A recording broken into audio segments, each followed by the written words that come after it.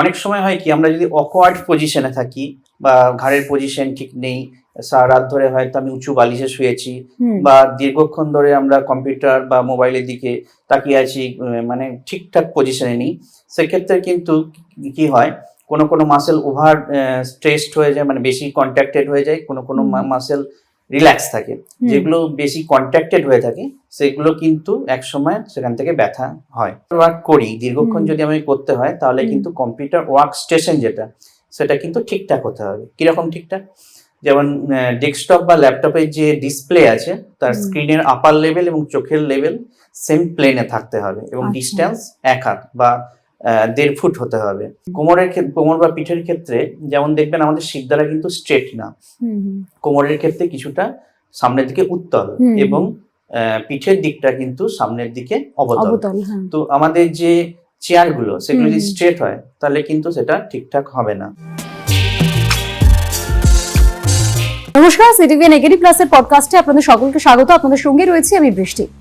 শুরু করছি আজকের অনুষ্ঠান। আর আজকের অনুষ্ঠান আমি শুরু করব একটা বিষয় নিয়ে, সেটা হচ্ছে মাথা এবং ঘাড়ে ব্যথা। আমরা প্রোগ্রাম করেছি, সেখানে আমরা দুটোকে একসঙ্গে আলোচনা করেছি, কিন্তু এখানে সময়ের স্বার্থে আমাদেরকে দুটো ভাগে ভাগ করতে হচ্ছে। তার ফার্স্ট এপিসোড এটি, আর সেখানে আমরা আলোচনা করব ঘাড়ে ব্যথা নিয়ে। ঘাড়ে ব্যথার সাধারণ কারণ কি বা অন্য কোন কারণ থেকে ঘাড়ে ব্যথা হতে পারে সেই সবটা নিয়ে আজকে আমি আলোচনা করব। আমার সঙ্গে আজকে যিনি রয়েছেন ডক্টর প্রাণেশ মণ্ডল, এমডি, পিএমআর, পিডিইসিসি এবং পেইন ম্যানেজমেন্ট। স্যার, অনেক স্বাগত। নমস্কার। স্যার, যে ঘাড়ে ব্যথা, আমরা যখন আলোচনা করছিলাম তখন আপনি বললেন যে ঘাড়ে ব্যথার একটা ফার্স্ট অপশন থাকে, আবার সেকেন্ডারি বিষয়ও থাকে যে কারণে ঘাড়ে ব্যথা হয়। তো এই ঘাড়ে ব্যথার যে কারণগুলো সেগুলোকে আপনি কি কি ভাগে ভাগ করেন, মানে সাধারণ কারণ কি কি? আচ্ছা, ঘাড়ে ব্যথা দেখুন বিভিন্ন কারণে হতে পারে। ঘাড়ে অ্যাকচুয়ালি আমাদের শিরদাঁড়া আছে, শিরদাঁড়ায় বোন থাকে, হাড় থাকে, ভার্টিব্রা থাকে। ভার্টিব্রাগুলো একটার উপর একটা ডিস্কের মাধ্যমে সাজানো থাকে, তার সঙ্গে লিগামেন্ট থাকে, মাসেল থাকে, স্পাইনাল কর্ড থেকে নার্ভ বেরিয়ে হাতের দিকে যায়। তো এই সবগুলোর কারণেই কিন্তু ব্যথা হতে পারে। তো যখন কোনো বোন থেকে বা ভার্টিব্রাল কোনো কজ থেকে, ট্রমা থেকে যদি ভার্টিব্রাল ফ্র্যাকচার বা কিছু হয় সেখান থেকে হতে পারে। আমরা যদি ডিস্ক যেটা আছে, ডিস্কের যেটা ডিস্ক প্লাপসের জন্য অনেক সময় হয় কি ডিস্ক সরে গিয়ে নার্ভের উপর প্রেসার দেয়, নার্ভ কম্প্রেসড হয়, তার জন্য অনেক সময় ঝিনঝিন বা জ্বালা জ্বালা সেটা দেখবেন ঘাড় থেকে একদম হাতের দিকে নামছে। তো সেটার জন্য ঘাড়ে ব্যথা এবং হাতে ব্যথাও হতে পারে। সেকেন্ড হচ্ছে যেমন লিগামেন্ট বা মাসেল যেগুলো আছে সেগুলো অনেক সময় ইনজুরির জন্য হতে পারে বা ওভার ইউজের জন্য হতে পারে। সেগুলোতে অনেক সময় ট্রিগার পয়েন্ট ডেভেলপ করে বা মায়োফেসিয়াল ব্যান্ড হয়, যেগুলোর জন্য ব্যথা হতে পারে। এছাড়া আরেকটা যেটা আছে ফ্যাসেট জয়েন্ট থাকে আমাদের পিছনের দিকে, মানে একটা ভার্টিব্রার সঙ্গে ফ্যাসেট জয়েন্ট দ্বারা যোগ থাকে। তো সেখানে ডিজেনারেশনের জন্য আর্থ্রোপ্যাথি হতে পারে বা আর্থ্রাইটিস হতে পারে, সেগুলো থেকেও ব্যথা হতে পারে। তো কারণ কিন্তু অনেক কিছুই হতে পারে। আচ্ছা, আর সেকেন্ডারি কারণ কি কি হতে পারে? মানে ধরুন আমার স্ট্রেস খুব, আমি সারাদিন পর রাত্রেবেলা ব্যথা হচ্ছে, এটা ঘাড়ে ব্যথার কারণ? হ্যাঁ, অনেক সময় হয় কি আমরা যদি অকওয়ার্ড পজিশনে থাকি বা ঘাড়ের পজিশন ঠিক নেই, সারা রাত ধরে হয়তো আমি উঁচু বালিশে শুয়েছি বা দীর্ঘক্ষণ ধরে আমরা কম্পিউটার বা মোবাইলের দিকে তাকিয়ে আছি, মানে ঠিকঠাক পজিশনে নেই, সেক্ষেত্রে কিন্তু কি হয় কোনো কোনো মাসেল ওভার স্ট্রেসড হয়ে যায়, মানে বেশি কন্ট্রাক্টেড হয়ে যায়, কোনো কোনো মাসেল রিল্যাক্স থাকে। যেগুলো বেশি কন্ট্রাক্টেড হয়ে থাকে সেগুলো কিন্তু একসময় সেখান থেকে ব্যথা হয়। তো দীর্ঘক্ষণ এভাবে থাকলে কিন্তু আমাদের মাসেল স্টিফনেস হয়ে যায় এবং মাসেল স্প্যাজম হয়। তারপরে যদি আমরা এক্সরেতে দেখি সেখানে দেখবেন যে ঘাড়ের যে কার্ভেচারটা থাকে, সিদ্ধারে যে কার্ভেচারটা থাকে সেটা সাধারণত হয় সামনের দিকে উত্তল, তো সেটা দেখবেন স্ট্রেট হয়ে গেছে, স্ট্রেটেনিং হয়ে গেছে, এটাকে আমরা লস অফ লর্ডোসিস বলে থাকি। তো সেগুলোর জন্য কিন্তু ঘাড়ে ব্যথা হতে পারে। আচ্ছা, আরো একটা বিষয়, মানে করোনাকে এর জন্য বোধহয় ধন্যবাদ দিতে হয়, কারণ করোনা আমাদেরকে একটা জিনিস শিখিয়ে গেছে, ঘন্টার পর ঘন্টা ফোন আর কম্পিউটারে বসে কাজ করে যাওয়া, মানে ওটা কোনো বিরাম ছিল না তার কারণে কিন্তু অনেকেই এই ঘাড়ে ব্যথায় ভুগেছিলেন।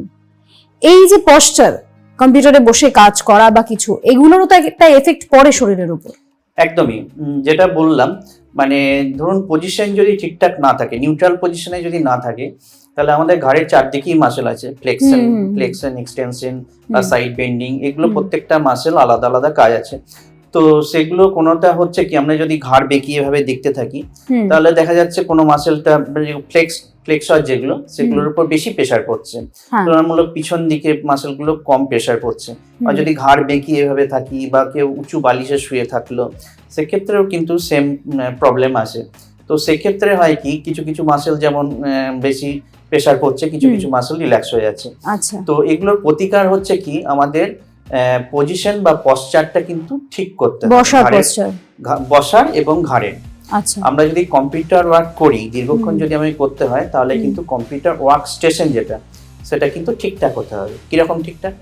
যেমন ডেস্কটপ বা ল্যাপটপের যে ডিসপ্লে আছে তার স্ক্রিনের আপার লেভেল এবং চোখের লেভেল সেম প্লেনে থাকতে হবে এবং ডিস্টেন্স 1 হাত বা 1.5 ফুট হতে হবে, এবং আমার চোখ বা নাক পজিশন কিন্তু মাঝখানে থাকবে, মানে আমি এইভাবে বেঁকে থাকবো না, সামনাসামনি তাকাবো। সেই সঙ্গে আমাদের কাঁধের বা হাতের পজিশনও কিন্তু ঠিক থাকতে হবে। কিরকম ঠিক? যেমন আমাদের 2 বাহু এটা প্যারালাল থাকতে হবে বডির সঙ্গে, ঠিক আছে, এরকম নয়। এবং কনুইয়ের পজিশন কিন্তু 90 ডিগ্রি থেকে 120 ডিগ্রি হতে হবে। বেশি ফ্লেক্সড বা বেশি এক্সটেন্ডেড হলে কিন্তু ব্যথা হতে পারে। এলবো সাপোর্ট থাকতে হবে, রিস্ট সাপোর্ট থাকতে হবে। সেই সঙ্গে আমাদের কোমর, হিপ জয়েন্ট বা নি জয়েন্ট এগুলোরও কিন্তু পজিশন ঠিকঠাক হতে হবে।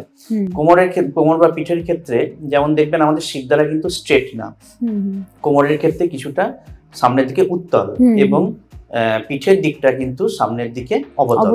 তো আমাদের যে চেয়ারগুলো সেগুলো যদি স্ট্রেট হয় তাহলে কিন্তু সেটা ঠিকঠাক হবে না, বেশিরভাগ ক্ষেত্রে যেটা হয়ে থাকে অফিসগুলোতে। তো আমাদের এখন যেটা আর্গোনমিক চেয়ার যেগুলো বেরিয়েছে, যারা কম্পিউটার ওয়ার্ক দীর্ঘক্ষণ করেন তারা দেখবেন যে আর্গোনমিক চেয়ার ইউজ করেন। তো সেখানে কিন্তু পিঠের কার্ভেচারটা মেনটেন হয়। যদি মেনটেন না হয় তাহলে কিন্তু প্যারাভার্টিব্রাল মাসেলগুলো উপর বেশি চাপ পড়বে এবং সেগুলো স্প্যাজম হয়ে যাবে, সেখান থেকে কিন্তু পেইন হবে। সুতরাং পজিশন এবং পশ্চার এটা কিন্তু সর্বপ্রথম কাজ। একদমই। আর আরো একটা বিষয়, অনেক সময় হয় মাসেল পেন, আবার কখনো হয় যে শিরাতে বোধহয় টান লেগে গেছে, অনেকে আবার বলে শিরার উপর শিরা উঠে গেছে, সেখান থেকে ব্যথা হচ্ছে। এই যে ব্যথাগুলো এইগুলো কিভাবে হচ্ছে, মানে পেশির মধ্যে কি হয় যে কারণে আমার পেন শুরু হয়ে যায়? এগুলো যেমন কিছুটা চলতি কথা যে শিরার উপর শিরা উঠে গেছে বা শিরার ব্যথা, অ্যাকচুয়ালি কিছু হতে পারে মাসেল থেকে, মাইফেশিয়াল ব্যান্ড বা ট্রিগার পয়েন্ট যেগুলো আমি বললাম সেখান থেকে একটা ব্যথা হতে পারে।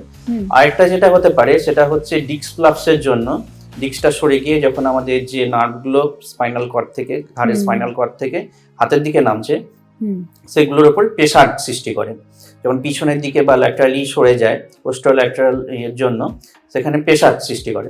তো নার্ভ কম্প্রেশনের জন্য আমাদের ব্যথাটা কিন্তু হাতের দিকে নামে, মানে অনেক সময় আঙুল অবধিও আসতে পারে।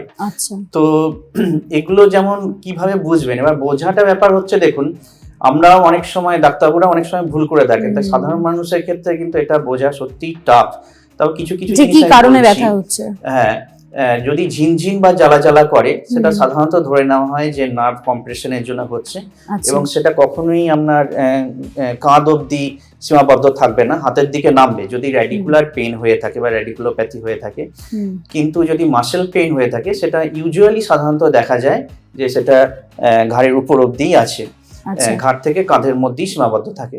তবে যদি ফ্যাসেট জয়েন্টের ব্যথা হয় সেক্ষেত্রে কিন্তু সেটা আপনার কাঁধ অবধি নামতে পারে বা পিঠের দিকে বা কিছুটা বুকের দিকেও আসতে পারে। আচ্ছা, এবার আমি এটা চিকিৎসা পদ্ধতির দিকে আসছি, যে আপনারা কিভাবে এগুলোকে স্পেসিফিক করেন যে কোন কোন কারণে এই ব্যথাগুলো হচ্ছে আর তারপর তার ট্রিটমেন্ট কি হয়? তো ব্যথা নিয়ে যখন কোনো রোগী আসেন তখন আমরা কিন্তু তাদের হিস্ট্রিটা ঠিক করে নিই, মানে কখন ব্যথা হচ্ছে, কোনো আগে চোট লেগেছে নাকি, বা অন্য কোনো হিস্ট্রি আছে নাকি, অন্য কোনো ইনফেকশন আগে হয়েছে নাকি, কোনো ওষুধ চলে নাকি, বা কি কাজ করেন, কাজের ধরন এগুলো, বা ব্যথা কি করলে বাড়ে, কি করলে কমে, সকালে ঘুম থেকে ওঠার পর ব্যথা বেশি হয় কিনা, এগুলো যেমন খুব ভাইটাল। তার সঙ্গে কিন্তু আমাদের এক্সামিনেশন করতে হয়, কিছু ক্লিনিক্যাল এক্সামিনেশন, সেটা কিন্তু খুব ভাইটাল। মানে কোনো মাসেল পেইন থেকে হচ্ছে নাকি নার্ভ থেকে হচ্ছে, তার কিছু স্পেশাল টেস্ট আছে যেগুলো কিন্তু ডাক্তারবাবুদের করতে হয়। এগুলো ক্লিনিক্যাল পার্টটা চলে যাওয়ার পর আমরা ইনভেস্টিগেশন যেগুলো করি, প্রাথমিকভাবে আমরা একটা এক্সরে করি। এক্সরে করে সাধারণত আমরা বুঝতে পারি যে বনি কোনো চেঞ্জ আছে নাকি, কোনো অস্টিওফাইট ডেভেলপ করেছে নাকি, ডিস্ক স্পেস কমে গেছে নাকি, কার্ভেচারটা ঠিকঠাক মেনটেন হচ্ছে নাকি, এগুলো। এর বেশি কিন্তু, খুব বেশি কিন্তু আমরা এক্সরে থেকে পাই না। মানে বোন বা কার্ভেচারের বাইরে কিন্তু খুব বেশি আমরা এক্সট্রা থেকে X-ray আসবে পাই না। সেক্ষেত্রে যদি আমাদের মনে হয় যে সেখানে ডিস্ক ফ্লাপস আছে এবং নার্ভ কম্প্রেসড হচ্ছে, সেক্ষেত্রে কিন্তু অবশ্যই এমআরআই করা উচিত। আচ্ছা, এমআরআই করলে আমরা মাসেল, নার্ভ, ডিস্ক এগুলো সবই কিন্তু ভালোভাবে মানে বুঝতে পারবো, ডিটেলসে পাওয়া যাবে। ডিটেলসে পাওয়া যাবে এবং আমরা কোনো কিছু ডায়াগনোসিস করলে সেটা কনফার্ম হতে পারবো বা এক্সট্রা কোনো কিছু আছে নাকি সেটাকে আমরা এক্সক্লুডও করতে পারবো। আচ্ছা, আর এরপর ট্রিটমেন্ট কি হয় তার? ট্রিটমেন্ট দেখুন, ট্রিটমেন্ট কিন্তু আমরা ডায়াগনোসিস করার পর প্রত্যেকটা আলাদা আলাদা ট্রিটমেন্ট আছে। যদি দেখুন প্রাথমিকভাবে আমরা জেনারেলাইজ যেটা করি, মাসেল রিল্যাক্সেন্ট বা এনসেট ব্যথার যে ওষুধ সেগুলো আমরা প্রথমে প্রেসক্রাইব করি, তার সঙ্গে কিছু এক্সারসাইজ দিই এবং অবশ্যই কিন্তু তার পশ্চার এবং পজিশনিং এগুলো মেনটেন করতে বলি। এগুলোতে যদি রিলিভ না হয় সেক্ষেত্রে ফিজিওথেরাপি করা হয়। ফিজিওথেরাপি মানে কিছু ডিফিট মোডালিটি বা কিছু ইলেকট্রোথেরাপি যেগুলো আছে সেগুলো কিন্তু আমরা প্রয়োগ করি। যদি তাতে রিলিভ না হয় সেক্ষেত্রে কিন্তু মিনিমাল ইনভেসিভ পেন প্রসিডিওর যেগুলো বা ইন্টারভেনশন যেগুলো গাইডেড প্রসিডিওর, ইউএসজি গাইডেড বা সিয়াম গাইডেড, সেগুলো কিন্তু করা হয়।